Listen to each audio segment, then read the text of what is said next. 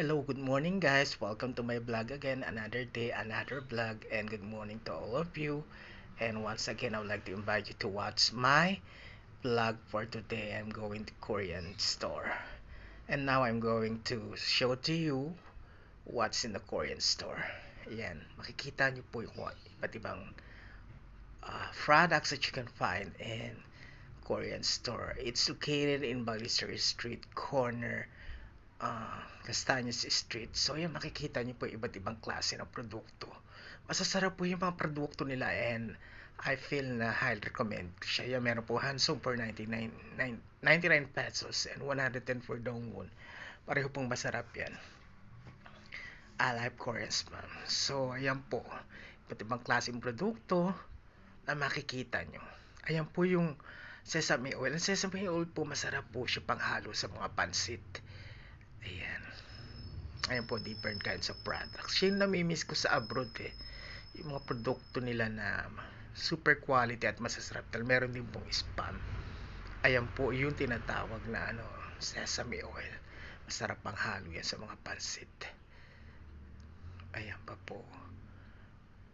Naku, yung wasabi sauce, wala akong masasabi sa wasabi paste pala, sorry. Nakatikim na ako ng Japanese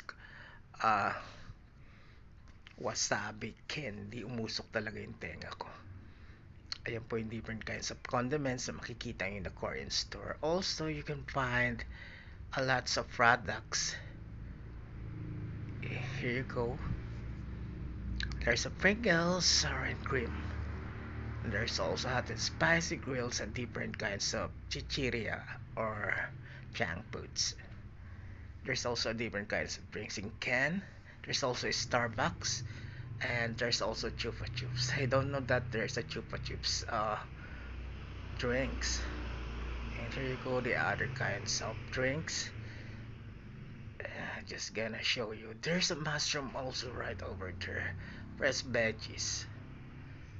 And other drinks. And here you go, the other products. Sorry, it's really fast because there's a lot of people around. And I show you also there's 100 peso. Kung gusto nyo samgyupsal sa bahay nyo, yan, pwede kayong bumili dyan. Meron namang Korean griller. Meron akong Korean griller. Kaya pwede kong kumuha ng mga Ayan, bumili ako niyan. Tomato juice. Kasi nakakaganda ng skin yan. Nakakabata. Meron din, ayan, meron iba't ibang klase. Meron din mango. Ayan. Different kinds. Ayan yung mga marinated na mura lang siya. 100 peso lang. Ayan, kung gusto nyo talagang bumili, ayan, makikita yung different kinds of products nila. And here you go again. Ayan, yung lutuan naman, kung bibili kayo, dyan na rin kayo magluluto, pwede po. May bayad lang po siya 20 pesos. And ayan, gala ulit tayo dito naman sa other side. Meron 741 kilo na yun. Yung thin slice na, I call it beef. Ayan, meron din 378 peso beef thin slice din. Pero kalahating lang yata yan, kilo. Ayan, iba't ibang klase ng presyo. Makakapili naman kayo ng mura. There's 140. Ayan, 130 pesos. And, ayan, yan pa po. Iba't ibang klase ng mabibili nyo. Ginagala ko lang kayo para magkaroon kayo ng idea. Kasi paborito ko nga rin mga Korean foods. Ayan. Tomato juice. Lasang tomato talaga siya. Yun lang. Kasi kung ano man yung benefits na makukuha mo, ayun ang tinitake advantage ko. You can have a choices naman. Kung gusto nyo na mango, di mango po piliin nyo. Ayan po. Mahilig sa mga ice cream. Ayan. Pahinihintay nyo, di sugod na dyan sa Korean Mart na yan. Actually, I forgot the name of the Korean store, I mean.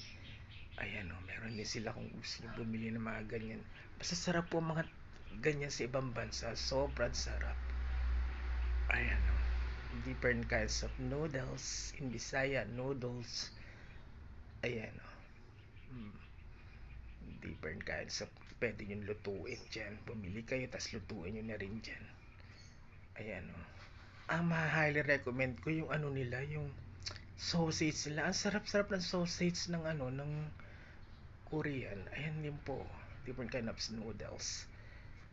Pasensya na po, medyo mabilis. Ayan. Diyan ako bumibili ng mixed balls for 100 pesos only. Ayan. Different kinds of po. Meron lobster. Ayan. Oh. Iba't ibang klase ng bowls. Ayan. Tapos dyan, meron din kayo makikita iba't ibang klase ng ayan, eto naman may tingi-tingi rin, 20 pesos. Ayan oh. Yung ano, yung slice na sausage is 15 pesos. Isang ano, isang buo siya tapos sinati sa gitna. Yan, tapos dyan yung na rin po lulutuin. Ayan po. Ayan. Hmm. Diba? Ayan, binasa ko yung bakit about shabu-shabu. Yung shabu-shabu restaurant once ano pa lang siya, mahal pa nga noon din pag pupunta ka eh. Tapos natalo na siya ng Siyang-gupsal kasi nga may shabu-shabu na rin doon. Ayan po makikita nyo. Sarap po kumain dyan. As in super. Ayan o. Binasa ko lang po siya kung ano yung nakasulat doon. Pero may idea ako. Ayan. Tapos bumili na ako niyan. Ayan na po. Bili ako ng mix po. So ayan, nagbayad na po ako yung tomato juice. Ayan. Sa kahera. Tapos yung hansung, yung mix balls. Ayan, di ba? Ito na po, napaka-uwi na po ako. Salamat for watching. And pinapakita ko lang po sa inyo kung ano yung mga nabili ko. Kasi nga, ayan, yung tomato juice. Tumibili ako niya kasi para pampaganda ng kutis. At ito namang isa, ayan, makikita nyo rin ito yung hansung. Kasi yan, masarap talaga siya. And the other one is the mixed balls. Kaya, ako sa inyo, may recommend ko na bumili rin kayo dyan. Kasi nga, makakamura kayo, may choice kayo kung ano yung gusto nyo lang bilhin. Yan ang bibilin nyo. Again, maraming salamat. Thanks for watching. This is Anthony S. Julian. Health is wealth. Bye.